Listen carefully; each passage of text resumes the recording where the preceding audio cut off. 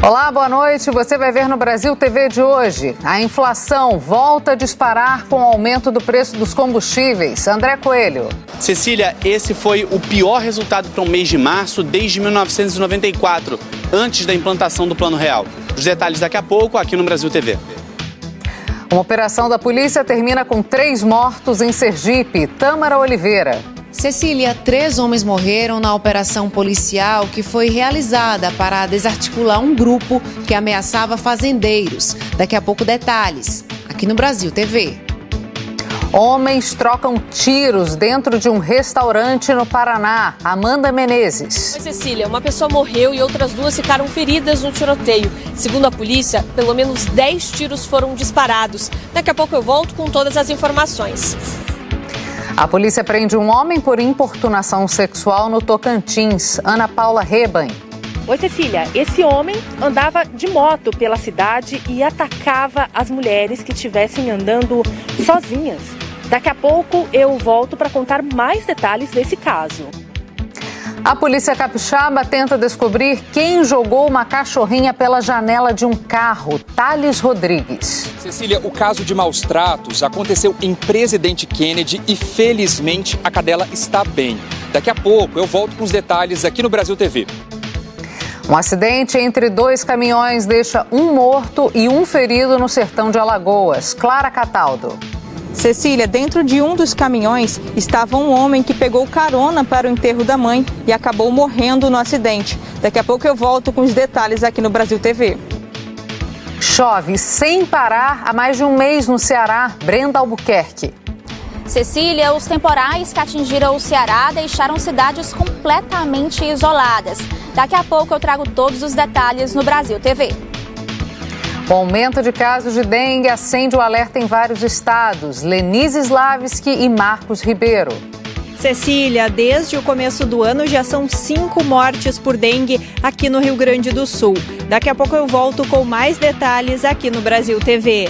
Cecília, Mato Grosso do Sul registrou a 3ª morte por dengue em 2022. Daqui a pouco eu volto com os detalhes aqui no Brasil TV. Belém sofre com a falta de vacinas contra a gripe. Brenda Rachid. Cecília, Belém não recebeu o quantitativo de doses suficientes para a imunização do público-alvo da primeira etapa da campanha nacional de vacinação contra a gripe. Daqui a pouco eu trago os detalhes aqui no Brasil TV. Um transplante de fígado mobiliza a Força Aérea Brasileira. Eudérico Silva. Cecília, o primeiro transplante de fígado desde o início da pandemia de Covid-19 foi feito no Acre. Este órgão chegou ao estado em um avião da Força Aérea Brasileira. Daqui a pouco, trago mais detalhes aqui no Brasil TV. E você vai ver também a decoração especial para a Páscoa de Pomerode em Santa Catarina. Felipe Salles. Cecília, a cidade mais alemã do Brasil montou o maior ovo de Páscoa do mundo. Daqui a pouco eu volto com todos os detalhes aqui no Brasil TV. Hoje é sexta-feira, dia 8 de abril, e o Brasil TV já está no ar.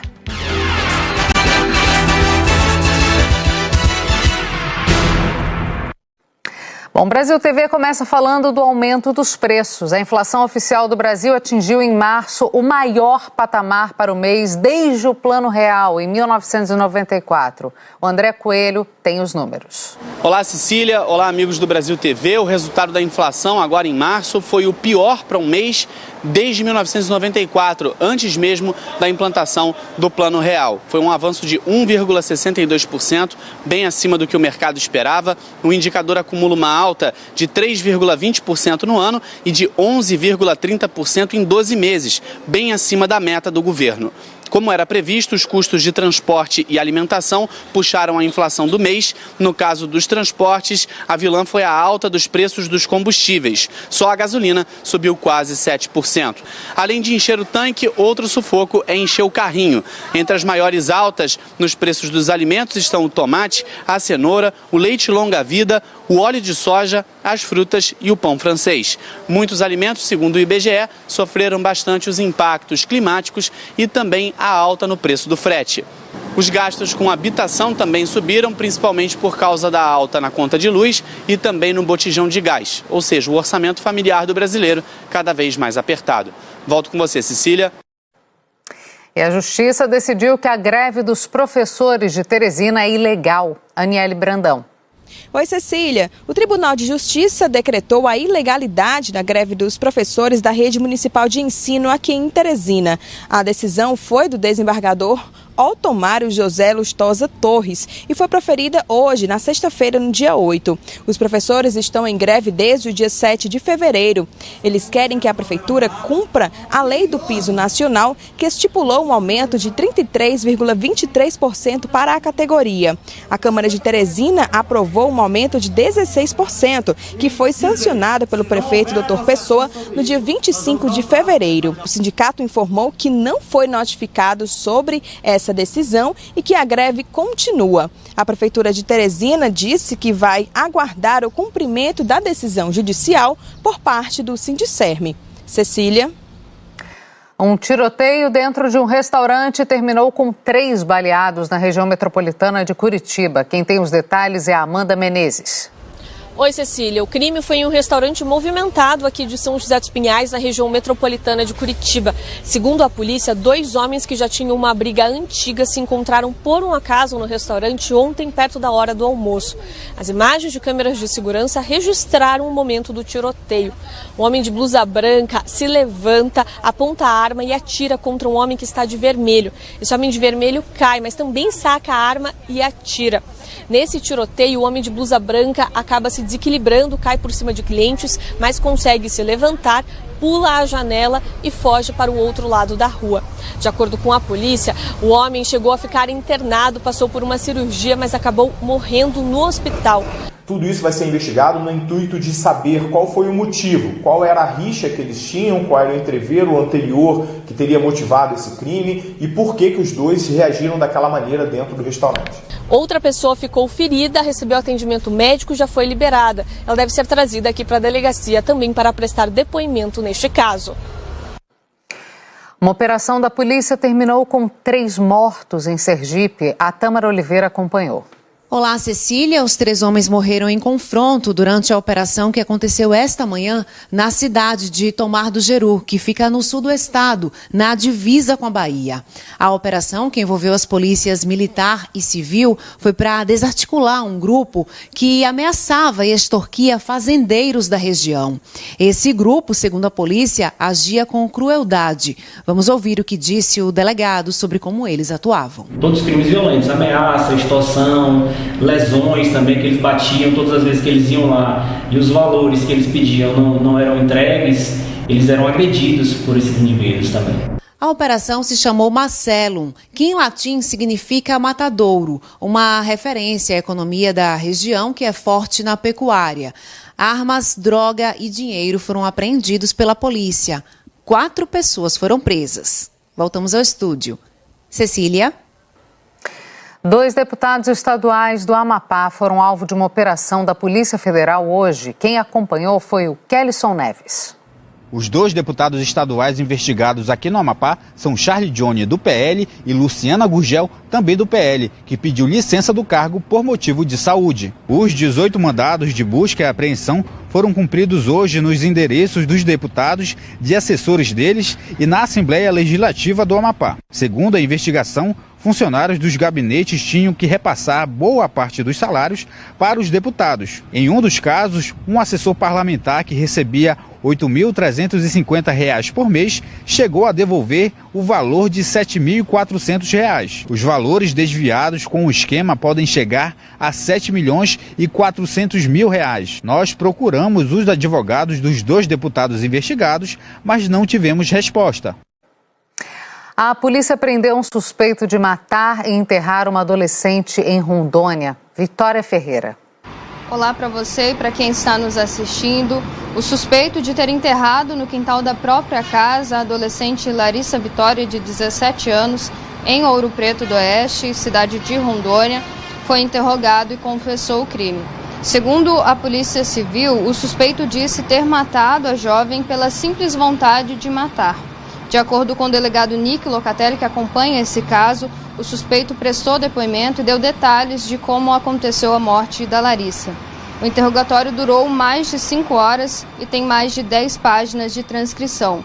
O corpo de Larissa Vitória foi encontrado no dia 20 de março em uma cova no quintal da casa de Ronaldo dos Santos Lira, que é assistente social em Ouro Preto do Oeste. Ele foi preso em flagrante. Eu volto com você, Cecília. A polícia de Roraima apreendeu mais de 2 toneladas de cassiterita, alvo do garimpo ilegal. Ailton Alves. Olá, Cecília. Essa quantidade de cassiterita foi apreendida em diversas fiscalizações realizadas pela Polícia Rodoviária Federal ao longo desta semana em estradas federais daqui de Roraima. A PRF não informou quantas pessoas foram presas nessas fiscalizações, mas, segundo o órgão, o minério tem origem do garimpo ilegal dentro da terra indígena Yanomami. A principal rota é por essa estrada que estamos, a BR-174, que liga o estado de Roraima ao estado do Amazonas. Ainda, segundo a PRF, é de lá que o minério é distribuído para outros estados do Brasil. Segundo a PRF também, a cassiterita vem disputando espaço com o ouro. No mês passado, por exemplo, 3 toneladas de cassiterita foram apreendidas em um caminhão no bairro da Zona Oeste de Boa Vista. 2 pessoas foram presas. Cecília, eu volto com você. A polícia do Tocantins prendeu um homem suspeito de importunação sexual. Quem tem os detalhes é a Ana Paula Rebanho. Oi, Cecília. Esse homem, ele tem 31 anos de idade e ele foi preso pela Polícia Civil após uma ordem da Justiça na cidade de Paraíso, que fica na região central aqui do estado do Tocantins. Segundo os investigadores, ele andava de moto e sempre que tinha oportunidade passava a mão em mulheres que estivessem caminhando sozinhas. Um dos ataques foi registrado por uma câmera de segurança. As imagens mostram o momento em que ele atacou uma mulher no dia 23 de março. A vítima passava por uma rua durante a tarde quando o homem se aproximou do meio-fio, reduziu a velocidade e passou a mão no corpo dela.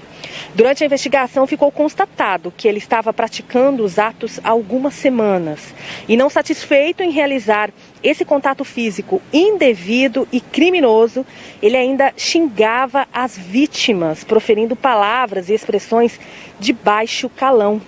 São informações prestadas pelo delegado Lucas Melo, que é responsável por essa investigação.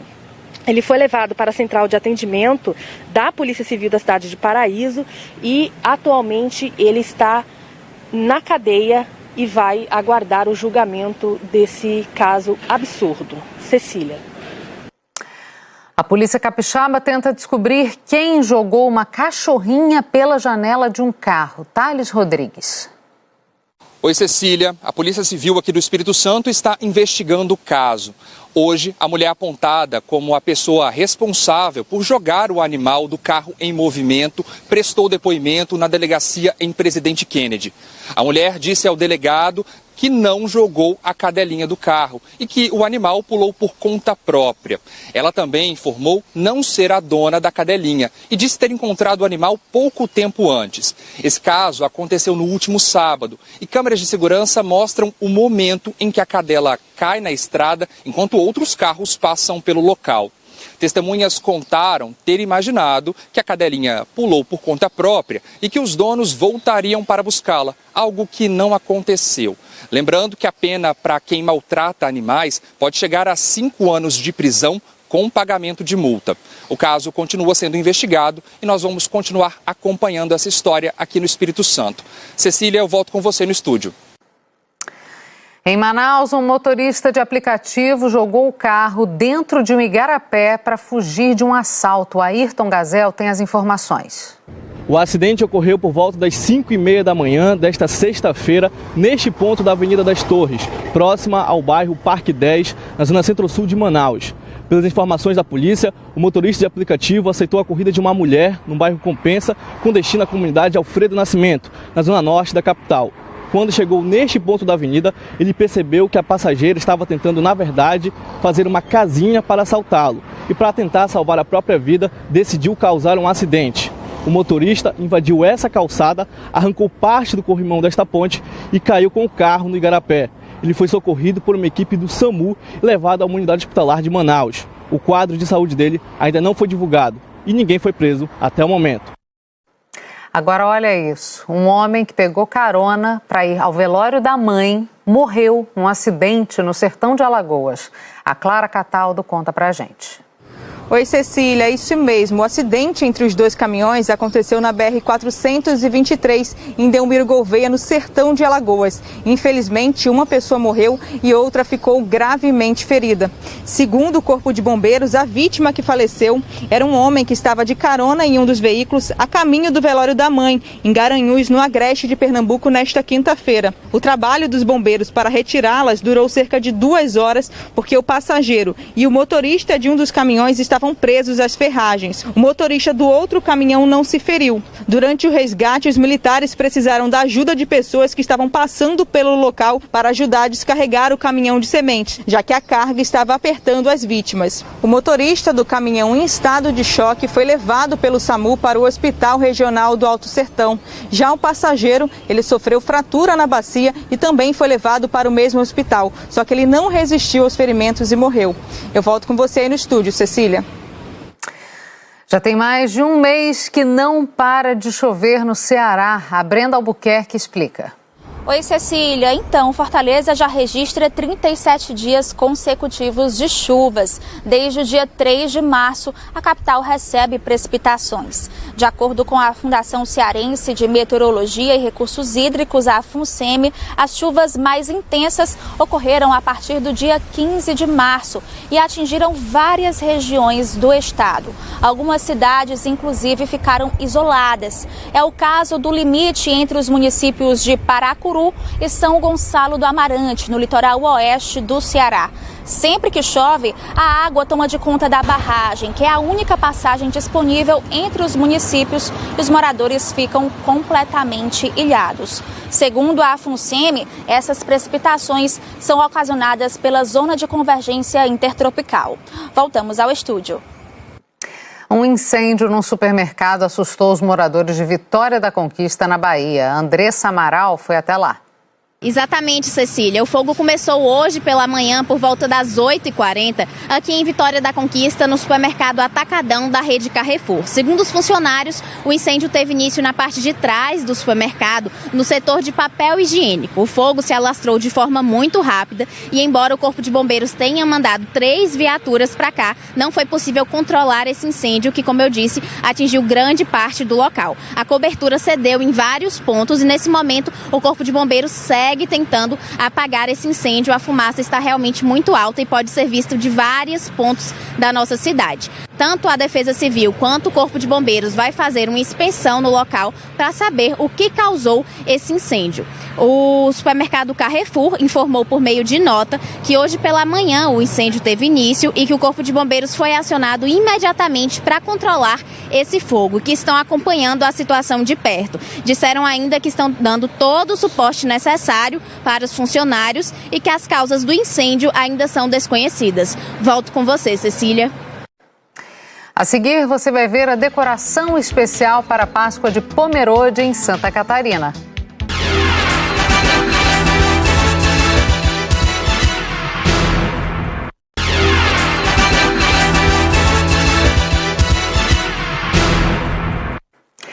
O Brasil TV está de volta com alerta para o aumento de casos de dengue. O Rio Grande do Sul já registrou a 5ª morte pela doença neste ano. Quem tem os números é a Lenise Slavski. Oi, Cecília. Aqui no Rio Grande do Sul já são 5 mortes pela dengue desde o início do ano. Uma delas aqui em Horizontina, no noroeste. Outras 3 na região norte, nos municípios de Cristal do Sul, Jaboticaba e Chapada. Outra em Igrejinha, na região metropolitana. Aqui em Horizontina, o número de casos assusta. Já são 313 confirmados e 370 notificações. Se estima que 80% dos casos notificados com sintomas seja confirmado. Com isso, Horizontina logo pode chegar a quase 700 registros de dengue. No ano passado, a cidade não registrou nenhum caso. A Coordenadoria Regional de Saúde, que abrange a cidade é a que mais confirmou e notificou casos de dengue no interior do estado este ano. São quase 1.300. Em 2021, foram apenas 131. No Rio Grande do Sul, 90% dos municípios estão com infestação do mosquito. São quase 4.000 casos confirmados no último boletim divulgado pela Secretaria Estadual de Saúde aqui do Rio Grande do Sul. Cecília. E no Mato Grosso do Sul foi confirmada a terceira morte por dengue neste ano. O Marcos Ribeiro tem as informações. Oi, Cecília, tudo bem? A terceira morte por dengue em Mato Grosso do Sul foi confirmada pela Secretaria Estadual de Saúde. A vítima era um homem de 50 anos que não teve a identidade revelada. Ele começou a sentir os sintomas no início de março e morreu um mês depois. Segundo o boletim epidemiológico, a vítima morava em Aparecida do Taboado, uma das cidades com mais casos suspeitos de dengue este ano aqui no estado. Mato Grosso do Sul subiu 2 patamares no ranking entre os estados com maior incidência da dengue. Atualmente ocupa a 10ª colocação. O estado também passou para a média incidência da doença ao atingir 115 casos a cada 3.200 habitantes. De acordo com o levantamento, do início do ano até agora foram registrados 3.232 casos suspeitos, enquanto em todos os meses de 2021 foram 10.179. Campo Grande tem a maior quantidade de registros confirmados, 173, seguido por Três Lagoas com 170. Cecília. Belém está sofrendo com a falta de doses da vacina contra a gripe. Quem explica é a Brenda Rachid. Olá, Cecília. De acordo com a Secretaria de Saúde de Belém, o quantitativo de doses recebidas até agora é suficiente para vacinar apenas 20% do público-alvo da primeira etapa da campanha. A capital paraense recebeu pouco mais de 51 mil doses. A campanha começou no início da semana em todo o Brasil e em Belém estão sendo vacinados profissionais de saúde e idosos com mais de 80 anos. A estimativa da Secretaria Municipal de Saúde é ampliar esse público-alvo à medida que novas doses forem recebidas. A Secretaria de Saúde do Pará explicou que o Ministério da Saúde enviou apenas metade do número de doses que estava previsto. A CESPA informou que a distribuição foi feita proporcionalmente aos 144 municípios do estado. A secretaria acrescentou ainda que já estão disponíveis mais 77 mil novas doses para a Prefeitura de Belém. Em todo o estado, a meta é imunizar 2.660.000 pessoas contra a gripe. Eu volto com você, Cecília. Vamos falar agora de uma ação de sucesso na saúde. O primeiro transplante de fígado desde o início da pandemia mobilizou a Força Aérea Brasileira. O Eudérico Silva conta pra gente. Oi, Cecília. Um homem de 41 anos fez um transplante de fígado em Rio Branco. O doador era do Tocantins e o órgão veio para o Acre em um avião da Força Aérea Brasileira. Valdécio Silva convivia com a cirrose hepática desde 1996 e pelo menos 30 profissionais se envolveram no procedimento. Desde 2020, com o início da pandemia de Covid-19, os transplantes foram suspensos no estado. Agora, os serviços retomaram e cerca de 15 pacientes estão na fila, esperando por um doador compatível. Cuiabá completa 303 anos hoje. A Camila Freitag mostra agora as homenagens à capital do Mato Grosso. Oi, Cecília, é isso mesmo. Hoje é aniversário de Cuiabá, uma das capitais mais quentes do Brasil e que, inclusive, é carinhosamente chamada pelos próprios cuiabanos de Cuiabrasa. Para celebrar os 303 anos desta capital, 3 monumentos históricos da cidade amanhã serão vestidos com camisetas contendo falas do linguajar cuiabano. E esses monumentos vão permanecer assim até o final do mês. Esse é um projeto apresentado à Secretaria de Cultura do município e que foi autorizado para ser realizado em todos os pontos tradicionais da cidade. A intenção está em fomentar e valorizar a cultura regional para que ela não seja esquecida. Cecília. E começou o Festival Comida de Boteco. A Luciana Mussi mostra pra gente direto de BH. Oi, Cecília. Comida de Boteco está de volta e com mais estabelecimentos agora participando. Em 2019 foi a última vez que o concurso foi realizado de forma totalmente presencial e de lá para cá o número aumentou, quase dobrou, de 40 para 90. E neste ano, olha que legal, não tem um tema pré-estabelecido. Então, o pessoal está abusando da criatividade. Esse prato aqui, por exemplo, se chama cambito. E olha só, ele tem uma peça aqui que é um jarré de porco, numa casinha de couve, tem uma farofa crocante, tem mandioca e tem ali separadinho um potinho com a manteiga de garrafa para o pessoal se servir na medida aí do gosto de cada um. E foi um prato inspirado aqui com uma questão familiar, memória afetiva misturada com comida. O pai do comerciante, ele gostava muito desse tipo de carne, então ele fez em homenagem. Comida de boteco, então, começa hoje, vai até o dia 8 de maio. Os preços são unificados, R$ 27,00 os pratos. Então, todo mundo pode aí escolher o prato predileto. E lembrando que também não é só o prato aqui que vai coroar o vencedor, não. Tem a temperatura da cerveja, tem a higiene do bar e também o atendimento. E olha que legal, gente, tem participante do Comida de Boteco espalhado pelo Brasil, o concurso é nacional. São quase 800 restaurantes participando. Cecília, te deixo com essa imagem, com certeza com água na boca. Volto com você aí no estúdio. Que delícia, pra que isso, né? E Pomerode, em Santa Catarina, já está toda enfeitada para Páscoa. O Felipe Salles mostra essa decoração agora pra gente. Oi, Cecília! Páscoa é uma tradição levada muito a sério aqui nessa região de Santa Catarina, conhecida como Vale do Itajaí. Tanto é que, desde fevereiro, Pomerode, que é a cidade mais germânica do país, já está enfeitada com as cores da data. A Osterfest, ou Festa de Páscoa, traduzindo do alemão, é um daqueles eventos que parou por conta da pandemia e está sendo retomado agora em 2022.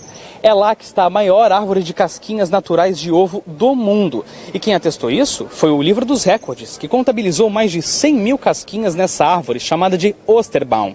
Ela representa a paixão de Cristo. Os galhos secos simbolizam a tristeza da crucificação de Jesus. E as casquinhas coloridas, montadas à mão, representam a alegria da ressurreição. É lá também que está o maior ovo de Páscoa do mundo. De novo, segundo o Livro dos Recordes. 15 metros e 2 centímetros de muitas cores. Tudo isso feito por artesãos da cidade. A festa por lá termina no domingo de Páscoa. Já aqui em Blumenau, de onde eu falo com vocês, a festa de Páscoa vai até um pouco mais além, até o dia 1º de maio. Até lá, a casa da Oktoberfest se transforma numa verdadeira vila, com grama sintética, brinquedos e também uma Osterbaum, para trazer mais alegria e cor para a Páscoa dos moradores e turistas. E não vai ser essa chuvinha que vai afastar o público daqui não, viu, Cecília? Volto contigo aos estúdios do Brasil TV.